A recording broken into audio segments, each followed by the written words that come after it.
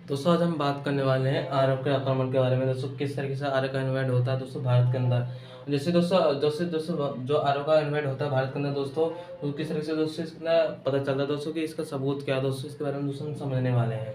तो दोस्तों हम इसके अंदर छोटी सी बात को समझेंगे दोस्तों, जिसका आपको पूरा समझ में आ जाएगा दोस्तों। और दोस्तों क्या था ना दोस्तों, आर्य का आक्रमण के बारे में समझने में आया कि ये वो सच था या फिर झूठ था, वास्तविक था या फिर काल्पनिक बनाया था। तो दोस्तों क्या था ना दोस्तों, इसमें सबूत मिले दोस्तों, एक तो ऋग्वेद में मिले हैं और दोस्तों एक तो है दोस्तों ईरान जो पश्चिमी दोस्तों, यहाँ पे जो ईरानी है ना दोस्तों, ईरान का दोस्तों एक यहाँ पे भी दोस्तों एक ग्रंथ था दोस्तों, जिंदा अवेस्था, यह अवेस्था नाम का एक ग्रंथ था दोस्तों, ये वहाँ पे तो उससे सबूत मिलता है दोस्तों। तो मैं समझाता दोस्तों इन दोनों में है क्या अंतर। ऋग्वेद के अंदर जो देवी देवता बताया ना, जैसे इंद्र हो गया, अग्नि देवते हो गए, ये सभी देवता है, इनको अच्छा बताया गया है। लेकिन उसी तरह की दोस्तों हम देख सकते हैं, तो जो अवस्था है दोस्तों उसके अंदर जो देवता लोग हैं उसको गलत बताया कि ये असुर हैं, इनका उल्टा बताया कि देवता यहाँ पे भारत के अंदर है, तो उधर जो पश्चिमी इलाका है दोस्तों वहाँ पे असुर माने जाते हैं। इस तरीके से दोस्तों इनको अलग अलग माना जाता है दोस्तों। अलग अलग देवताओं के नाम है इनके, जैसे कि होम है तो जैसे सोम देवता यहाँ पे भारत का है तो उसका वहाँ पे दोस्तों होम होगा, उसका आगे हाय लग जाएगा, शय लग जाएगा, इस तरीके से। तो इस तरीके से दोस्तों देवताओं के नाम है इसके अंदर। तो आर्य दोस्तों हकीकत है क्या है, झूठे सच्चे को हम समझने वाले हैं क्या था इसके अंदर। दोस्तों कहा जाता है दोस्तों के अलावा दोस्तों आपको पता है कि 1500 BC के आसपास ऋग्वेद दोस्तों शुरुआत होने लगी थी। इस समय दोस्तों जो दोस्तों आपको पता होगा दोस्तों कि इस समय दोस्तों अर्थव्यवस्था भी मजबूत होने लगी थी दोस्तों। और धीरे धीरे दोस्तों जैसे ही 500 BC आएगा तो इस समय दोस्तों महाजनपद आने लगेंगे दोस्तों, जनपद आने लगेंगे। तो इस तरीके से दोस्तों क्या था ना, जो आर्य थे वो पश्चिम एशिया से आए थे। अब दोस्तों को समझाता हूँ कैसे आए थे। वो कहा जाता है दोस्तों कि यहाँ पे दोस्तों जो ऋग्वेद है दोस्तों, यहाँ पे ऋग्वेद भारत का है और दोस्तों यहाँ पे अवेस्ता है। तो यहाँ पे अवेस्ता लिखा गया था दोस्तों, इसमें बताया दोस्तों कि यहाँ पे ये आए थे कि नहीं थे, क्या था वास्तव में।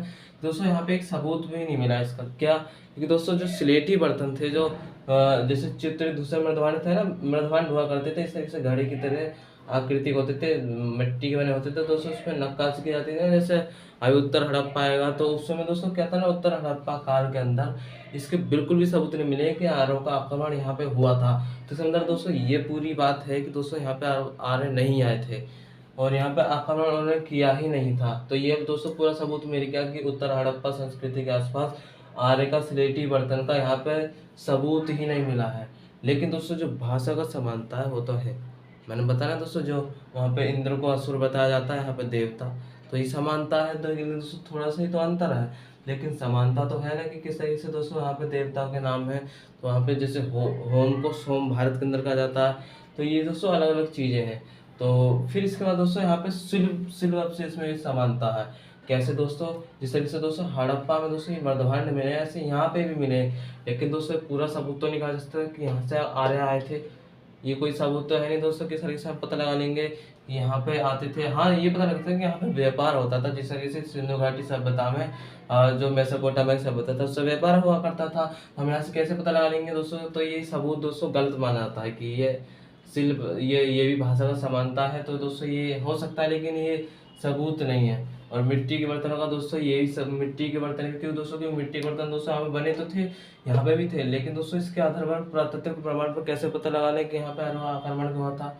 अब दोस्तों जातीय नस्ल के आधार पर यदि हम पता लगाएं तो ये पता लगाया जा सकता है। अब स्थानांतरण हुआ था या नहीं होता, लेकिन दोस्तों ये पूरा पूरी बात है कि दोस्तों यहाँ पे स्थानांतरण नहीं हुआ था, क्योंकि दोस्तों स्थानांतरण होता तो यहाँ पर सबूत भी मिलते।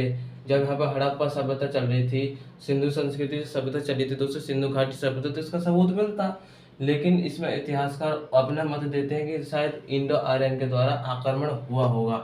वो कैसे दोस्तों, जो देवता इंद्र था उसको पुरंदर कहा जाता था, यानी कि किलों का विध्वंस करने वाला। तो शायद यहाँ पे जो हड़प्पा सभ्यता थी वो शायद इंडो आर्यन लोगों ने ही यहाँ पे खत्म की होगी।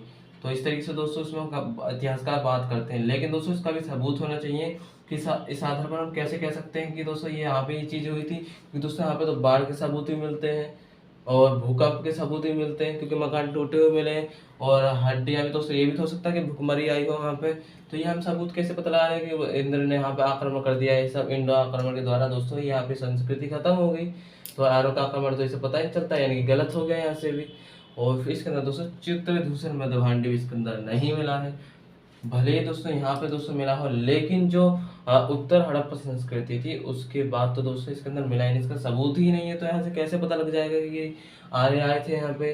और दोस्तों अगर आर्य आए होते तो दोस्तों यहाँ का जो इलाका था ना दोस्तों, पंजाब का मिलता।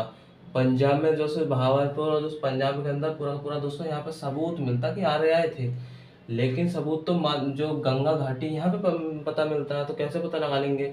अतरंजित खेड़ा हो गया, और दोस्तों यहाँ पे दोस्तों जैसे हस्तिनापुर का इलाका हो गया दोस्तों, यहाँ पे सबूत तो दोस्तों यहाँ पे मिलते हैं आर्य संस्कृति के। तो यहाँ पे हम कैसे पता लगा लें कि दोस्तों अगर सबूत होते तो रास्ता तो यही था, हिंदूकुश पर्वत पे यहीं पे था, तो यहीं से आर्य आते ना। तो लेकिन दोस्तों यहाँ से तो आए नहीं आ रहे, यहाँ से आते तभी तो सबूत मिलता है इसका।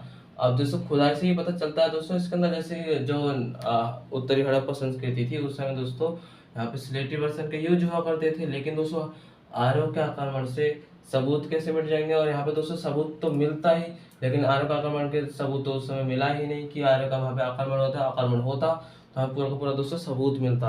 और दोस्तों एक चीज हो सकता है कि शायद ये ताम्रपाषाण काल चला था, उसके बाद आर्यों का आक्रमण किया हुआ।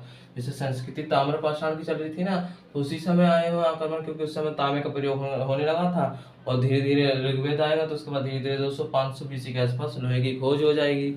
और फिर इसके बाद दोस्तों यहाँ पे ही सबूत माना जाता है। लेकिन दोस्तों इसका वास्तविकता का कोई प्रमाण है ही नहीं कि आर्यों का यहाँ पे आक्रमण हुआ था, सबूत ही नहीं है। और जैसे वैसे दोस्तों इसके अंदर दोस्तों आर्यों के बारे में दोस्तों एक और बात लिखी गई है, जैसे सुदासन राजा थे ना दोस्तों, किसी वजह से यहाँ पे आए थे, भरत वंश के थे।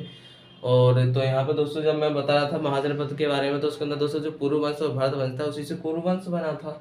तो आर्य और अनार्य के बीच युद्ध का प्रमाण तो दोस्तों यहाँ पे नहीं मिलता। हो सकता है ये लोग कहते हैं इतिहासकार कि शायद हड़प्पा सभ्यता का जो अंत था, इन्होंने यहाँ पे आक्रमण किया होगा, उसको खत्म कर दिया होगा। तो इसका भी दोस्तों सभ्यता का प्रमाण नहीं मिलता कि शायद ये इसने तोड़ी हो, किस तरह से खत्म की हो। तो दोस्तों ये था, यानी कि पूरा दोस्तों पूरा सबूत ये है कि यहाँ पे आर्य सभ्यता का पूरा पूरा ये नहीं पता मिलता कि आर्य ने आक्रमण किया था। हाँ ये हो सकता है कि आर्य आए थे पश्चिमी एशिया से, ईरान के इलाके से, और जो उज्बेकिस्तान, ये सभी जो इलाका दोस्तों यहाँ से आए थे।